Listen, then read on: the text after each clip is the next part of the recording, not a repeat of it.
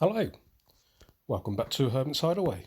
I'm Benny Williams, and a bit of a late video. This should have been uploaded yesterday, but I've been quite busy to be honest, so I thought I'd try and do one today, but this video is going to be a bit of a different one because I'm emulating on my phone. This is a NES emulator, and I am playing a prototype for a upcoming NES game that's just had a Kickstarter, successful Kickstarter I believe as well, called FLEA. This was using NES Maker, which is software for the PC to create NES games where all the assets is pretty much already all loaded on there, and you don't have to do a bit of coding with it. So it's a really cool concept, and I've been really getting into checking it out and looking at the games. And this is one of the games that someone has made themselves. This is by a person called Alistair Lowe, and this is just an absolutely delightful game. So I'll get on with it and show you. So as I say, this is an NES prototype, and I am using some capture software on my phone. So this is why it's a little bit of a different video. This is off my mobile, and also I've got some new Bluetooth headphones that got speakers built in, so I'm hoping that you can hear me clearly, because I've not managed to try them out very much for this sort of thing at the moment, so it'd be interesting to see what it's like going forward.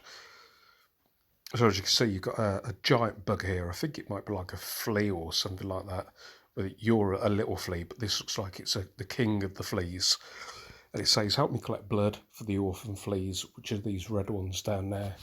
And as you saw, I'd already collected 2 or 3 pots at the bottom. So your goal obviously is to collect as much blood as you can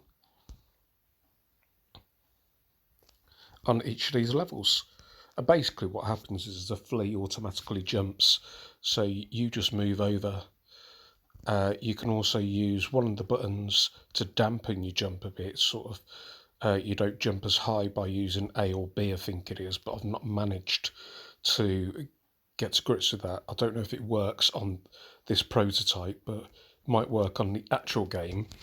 And the good news is that the developer with the Kickstarter also has done a physical cartridge with it too.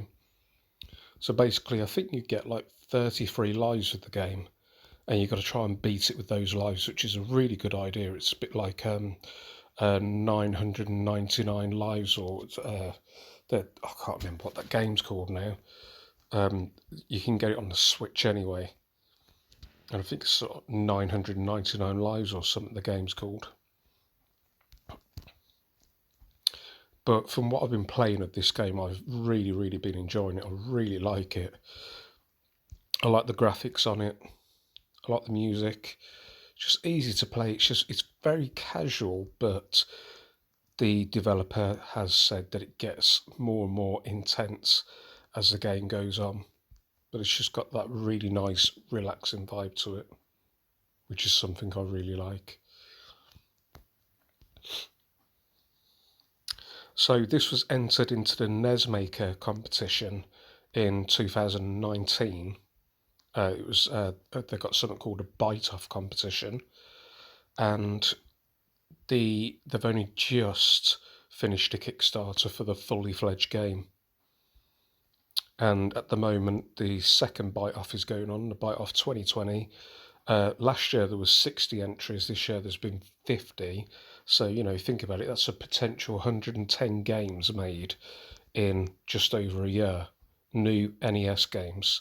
So there's 110 NES prototypes around available to play at the moment. And you can actually get these. You could go to the itch.io webpage, and if you look for the byte-off games, you could play them on there, and I think there's a web browser you could play them on as well. And what's also a nice feature is that some of them you can download and play on an emulator, like I'm doing myself here. But with this game, it was made using a specific type of file, and not all of the NES emulators you get off the Android store will be able to run the game. So you sort of you've got to try a few different ones and find out which one will run the games, the files themselves.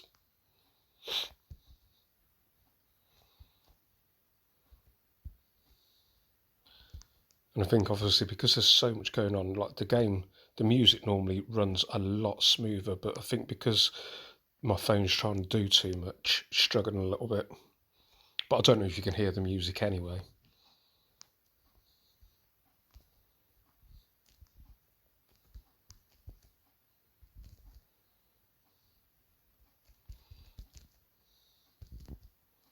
As you can see, it just gets more and more progressively harder throughout the levels. It's really difficult to control. Well, not really difficult, but quite difficult to control using the touch screens. I tried pairing up the my 8BitDo SF30 Pro, and I didn't have much luck doing that. Oh, it seems the game's playing up now. Well, since it's playing up, I'm going to leave it at that, but you get to see what it's like anyway, and it's just a really great design. I really like it. I really like the sprite work, the level designs, the collectibles, the amount of things in there that can kill you. It's just a delightful game, and the developer is already working on another game set in the same universe.